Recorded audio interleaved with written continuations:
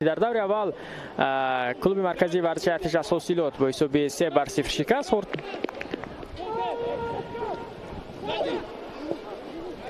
فرصت پیدا میشد برای ارتشی ها.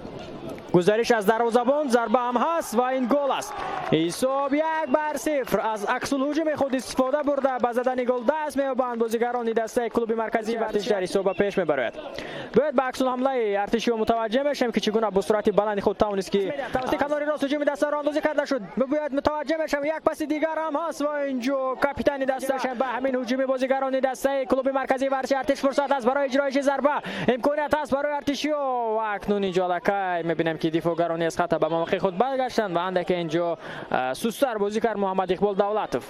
پس میدیان 5-0 است. رکای شماره قاعده ویرانکنی ببینید که بیشتر صاحبان میدان به قاعده ویرانکنی دست رسانی میکنه. پیدا میشود عبدالخلیل بورانوف چه فرصت بود.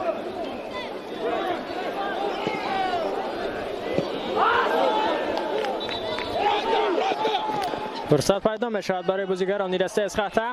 امکانیت هست، فرصت هست، بریم متوجه میشویم و اکنون چگونه از این امکانیت خود استفاده برده نمیتوانند.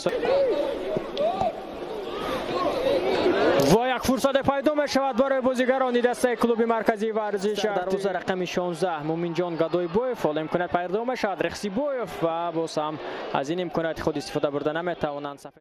14 سمندر خودیروف فرخ مرافیف باشد سرمربی دسته است. جانب یک متوجه میشیم 2-4 میشه شماره ضربه کنجی و حساب اکنون دوستان عزیز 2-0. چند بیت جانب یک پرتاب را اجرا کرد و ببینید که چگونه از این پرتاب اجرا نموده. کلوب مرکزی ورزش ارتش بسیار هم خوب گزارش ضربه اجرا کرده میشود از جانب پرتابیو با داخل جریمه گاه. فرصت هست سیفیولی از جانب پرنس کلبه. ضربه به اصول خیچی چی فرصت.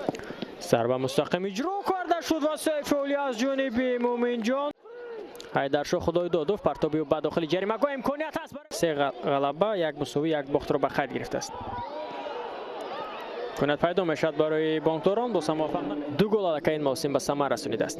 یک ضربه دیگر اینجا با اصول خیچی بود از جانب بازیگران اسخط. میبینیم این نبات سنجر خسیبویف موفق نشد. به همین ترتیب کلوب مرکزی ورزش ارتش در ورزشگاه 20 سالگی استقلال تاجیکستان با حساب 2-0 اسخط را شکست میدهد.